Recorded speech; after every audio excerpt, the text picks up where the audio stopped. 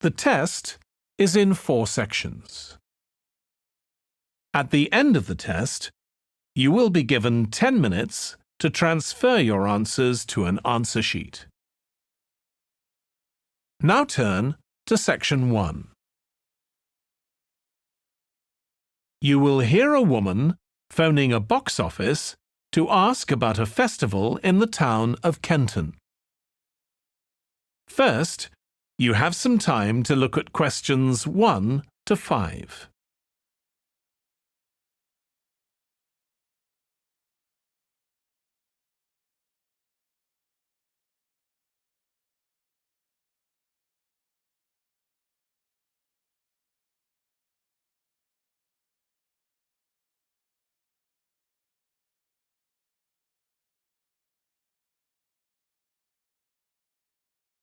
You will see that there is an example that has been done for you. On this occasion only, the conversation relating to this will be played first. Good morning, Kenton Festival box office. How can I help you? Oh, good morning. I'm coming to Kenton for a few days' holiday next month, and a friend told me there's a festival. She gave me this number to find out about it. That's right. The festival begins on the 16th of May and goes on till the 19th. Oh, that's great. I'll be there from the 15th till the 19th. The festival starts on the 16th of May, so 16th has been written in the space. Now we shall begin. You should answer the questions as you listen because you will not hear the recording a second time. Listen carefully and answer questions 1 to 5.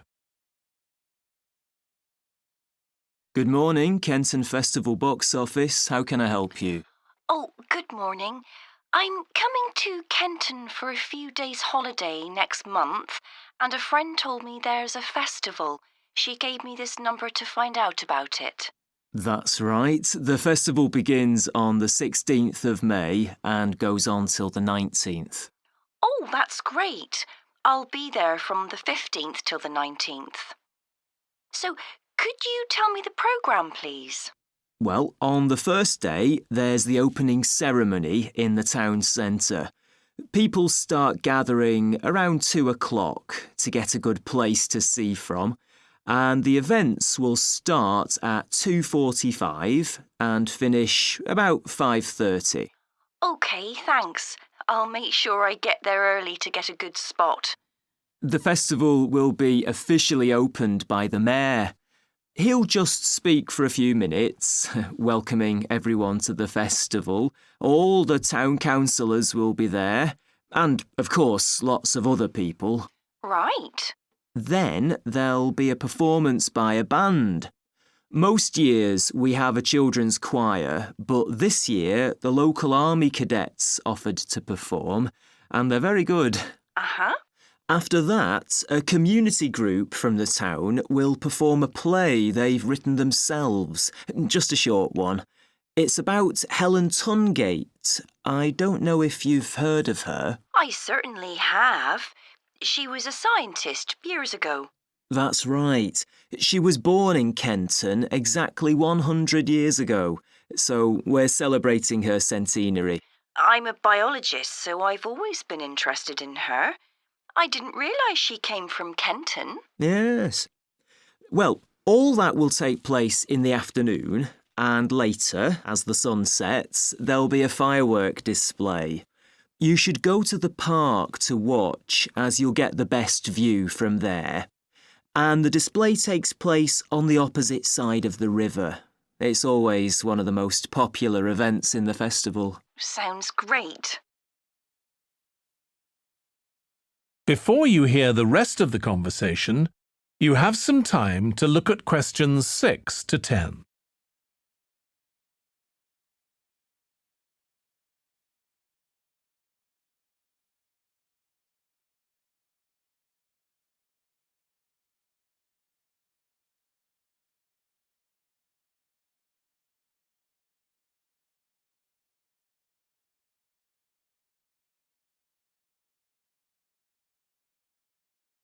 Now listen and answer questions 6 to 10. And what's happening on the other days? There are several events that go on the whole time. For example, the students of the art college have produced a number of videos, all connected with relationships between children and their grandparents. That sounds interesting. It makes a change from children and parents, doesn't it? Exactly. Because the art college is in use for classes throughout the festival, the videos are being shown in Handsworth House. How do you spell the name? Handsworth.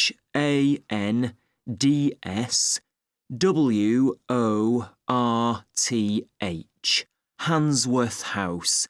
It's close to the town hall. Right. Now, let me see, what else can I tell you about? Are there any displays of ballet dancing? I'm particularly interested in that as I do it as a hobby. There isn't any ballet, I'm afraid, but there'll be a demonstration of traditional dances from all round the country. Well, that'd be nice. Where's that being held? It's in the market in the town centre. The outdoor one, not the covered market. And it's on at 2 and 5 every afternoon of the festival, apart from the first day. Lovely. I'm interested in all kinds of dancing, so I'm sure I'll enjoy that. I'm sure you will. And I'd really like to go to some concerts, if there are any. Yes, there are several. 3 performed by professionals and 1 by local children. And where is it being held? It's in the library, which is in Park Street.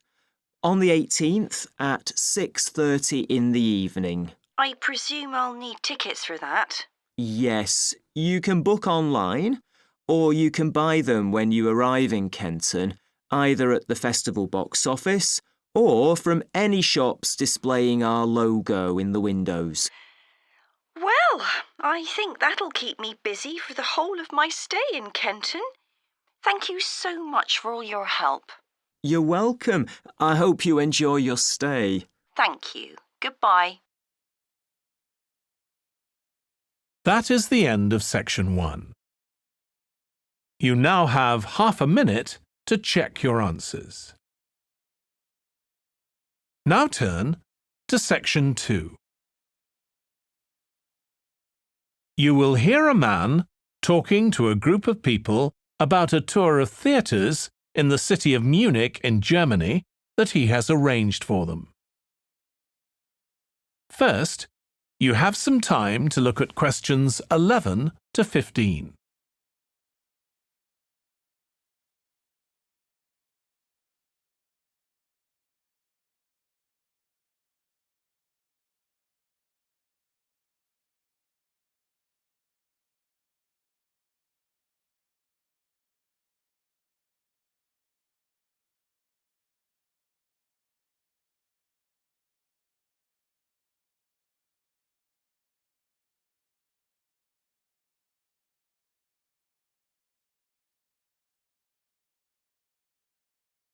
Now listen carefully and answer questions 11 to 15. Right. I've now almost succeeded in finalising plans for our tour, so I'll bring you up to date with what I know. As you know, we're flying first to Munich on Monday the 4th. The flight is at 11:30. So it's too early to have lunch at the airport. I suggest we meet there for coffee at 10, which should give us plenty of time for breakfast before we leave home. When we arrive in Munich, we'll be met at the airport by Klaus Bauer. Klaus works for a tour operator, and he'll look after us for the time we'll be in Germany. He's already liaised with the managers of the theatres we're going to visit, and he's also arranged for an officer of the National Theatre in Munich to show us round the theatre one afternoon during our stay. Now, last time we discussed this trip, I didn't have the precise cost for hotel rooms, but now I have. The normal rate at the hotel where we're staying is €150 a night for a double room.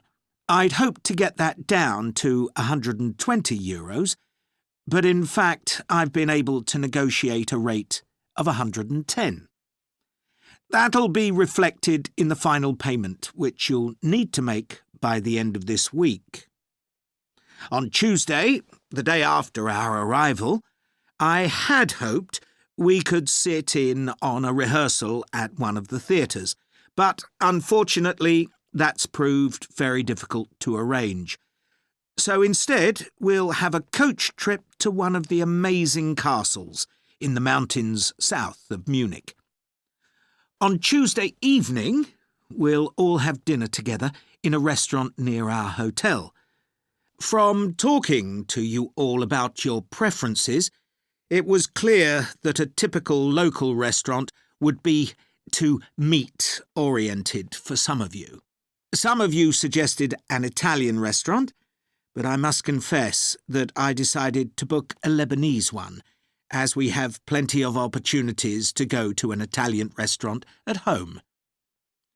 On Wednesday afternoon, the director of the play we're going to see that evening will talk to us at the theatre. She'll describe the whole process of producing a play, including how she chose the actors, and, as the play we're going to see is a modern one, how she worked with the playwright. Before you hear the rest of the talk, you have some time to look at questions 16 to 20.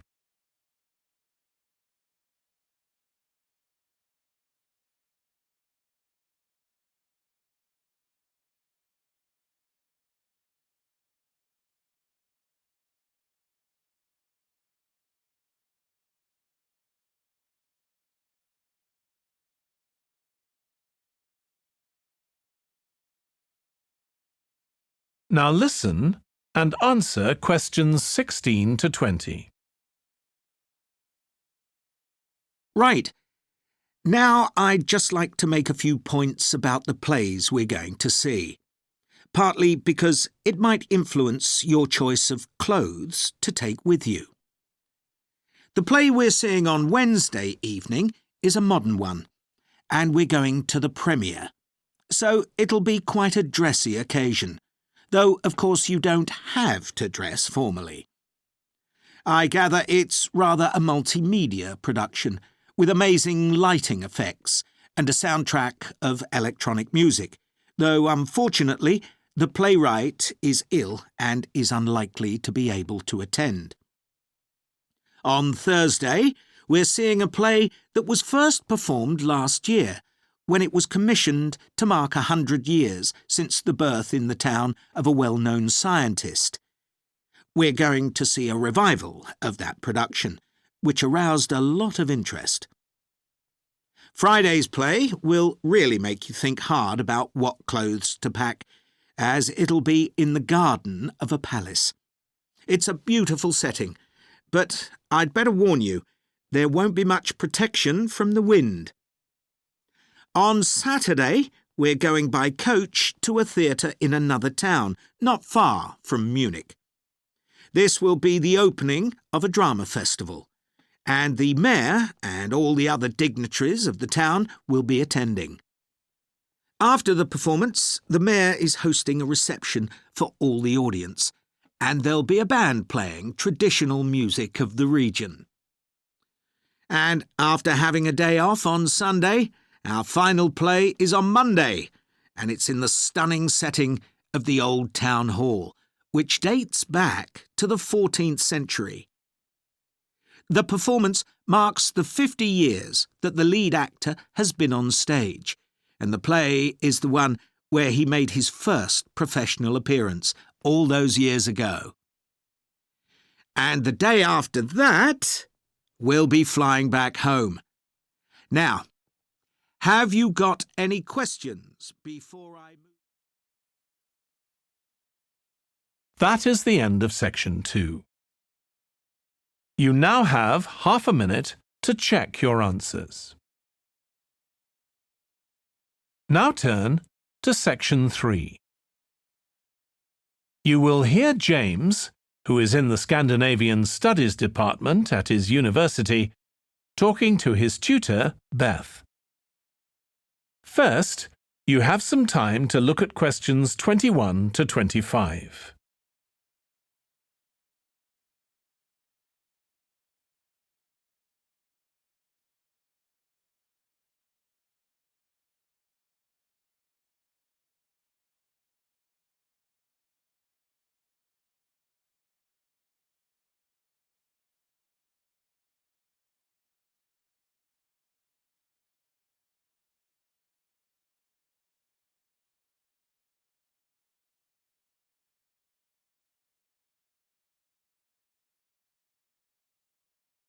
Now listen carefully and answer questions 21 to 25. Oh, good morning. You must be James. I'm Beth Cartwright. Please call me Beth. Thank you. Now, as this is your first tutorial since you started on the Scandinavian Studies course, I'd like to find out something about you. Why did you decide to take this course? Well, my mother is Danish, and although we always lived in England, she used to talk about her home a lot, and that made me want to visit Denmark. We hardly ever did, though. My mother usually went on her own. But whenever her relations or friends were in England, they always came to see us. I see. So I assume you already speak Danish, one of the languages you'll be studying? I can get by when I talk to people, though I'm not terribly accurate. Now, you probably know that you'll spend the third year of the course abroad. Have you had any thoughts about that? I'm really looking forward to it. And although Denmark seems the obvious place to go because of my family connections, I'd love to spend the time in Iceland. Oh, I'm sure it can be arranged. Do you have any plans for when you graduate? A lot of students go on to take a master's degree. I think the 4 years of the undergraduate course will be enough for me. I'm interested in journalism, and I quite like the idea of moving to Scandinavia and writing for magazines. I'd find that more creative than translating, which I suppose most graduates do. Okay. Now, how are you finding the courses you're taking this term, James? Well, I'm really enjoying the one on Swedish cinema. That'll continue next term. But the one on Scandinavian literature that's running at the moment will be replaced by more specialized courses. Oh, and by the way, if you're interested in watching Danish television programs, there's going to be a course on that the term after next. That sounds good. Have you started thinking about the literature paper that you have to write in the next few weeks? Yes, my first choice would be to do something on the Icelandic sagas. The trouble with that is that a lot of people choose that topic, and it can be difficult to get hold of the books you'll need. Why not leave that for another time? Right. You might find modern novels or 19th century playwrights interesting. I've read or seen several plays in translation, so that would be a good idea. Fine. I'll put you down for that topic. Right. So what would you advise me to aim at in the paper? First, I suggest you avoid taking one writer and going into a great deal of detail. That approach certainly has its place, but I think you first need to get an understanding of the literature in the context of the society in which it was produced, who it was written for, how it was published, and so on. I also think that's more fruitful than placing it within the history of the genre. Okay, that sounds reasonable. Before you hear the rest of the discussion, you have some time to look at questions 26 to 30.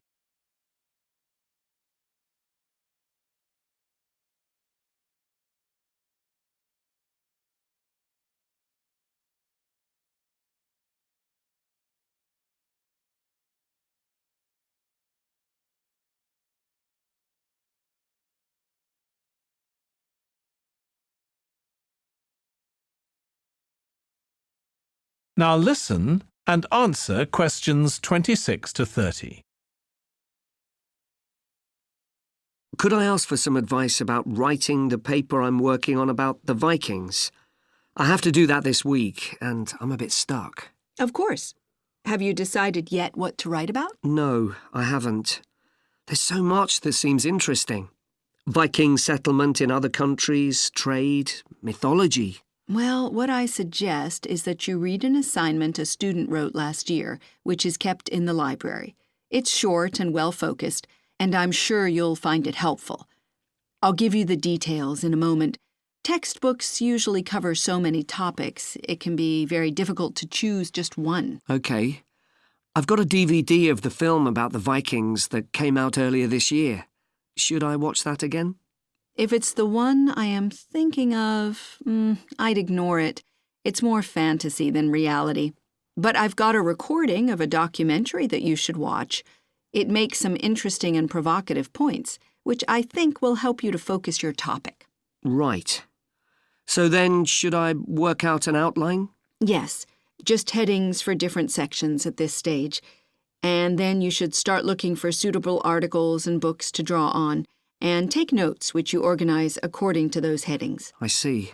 Then put short phrases and sentences as bullet points under each heading.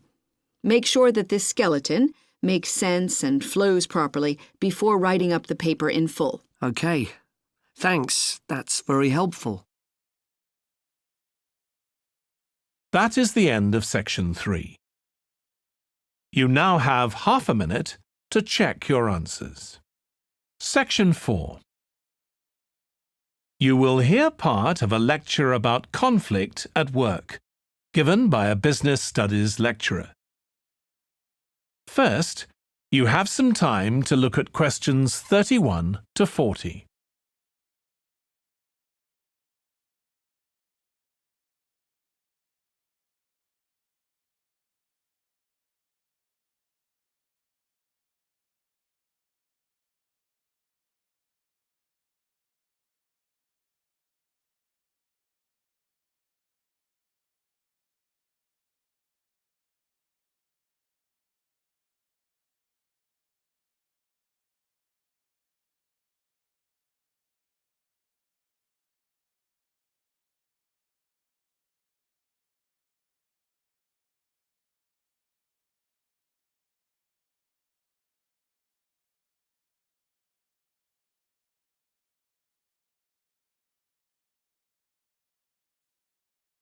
Now listen carefully and answer questions 31 to 40.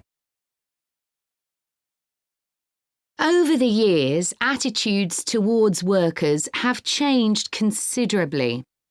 After all, there was a time when workers had no rights at all and laboured in appalling conditions.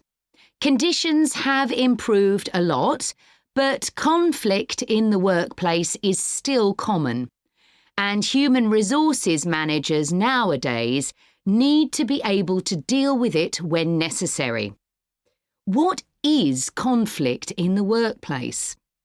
Definitions vary, but I'm taking it to refer to a whole range of behaviours that the victim finds unacceptable, from minor, harmless arguments to, at the opposite extreme, physical violence.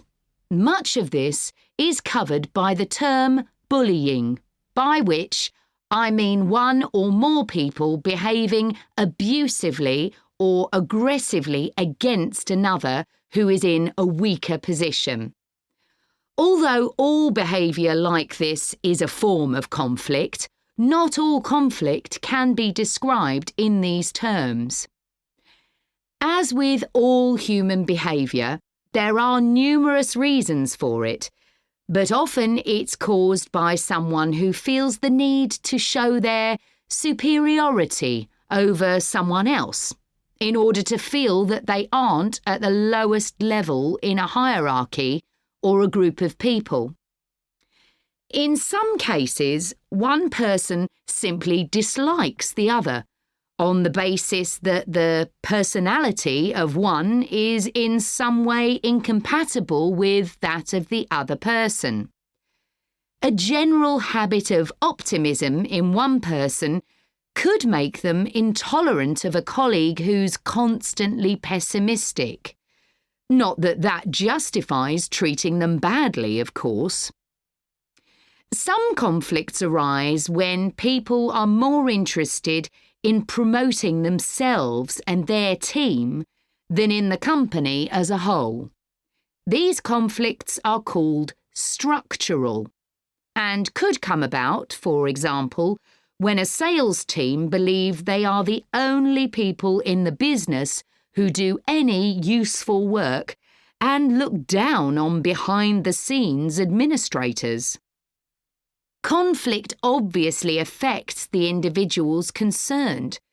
The situation is likely to be very stressful for victims, resulting in their absence from work, possibly for months.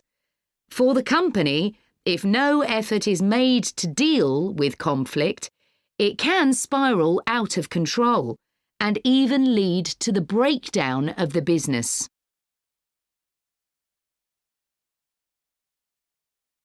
Some interesting work with chief executives, CEOs, has uncovered some of the reasons why they may treat colleagues badly.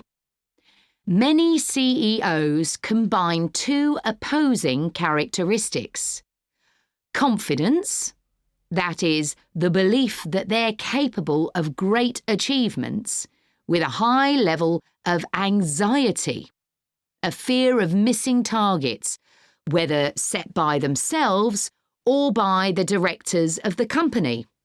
This combination can make them respond badly to anyone who questions their decisions. In a high-pressure work environment, such characteristics become problematic, and it's particularly difficult to tackle the situation where colleagues, managers, and board members are all trying to achieve their own visions. When they can't agree on strategic issues and on where they see the business going, there are real problems.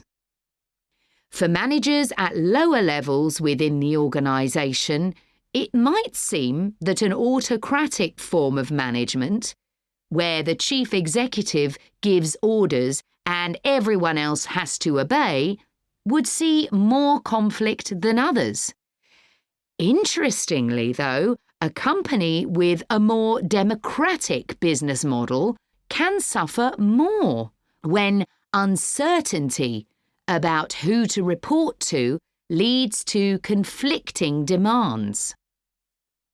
Now I'll say a little about dealing with the type of conflict that has harmful effects.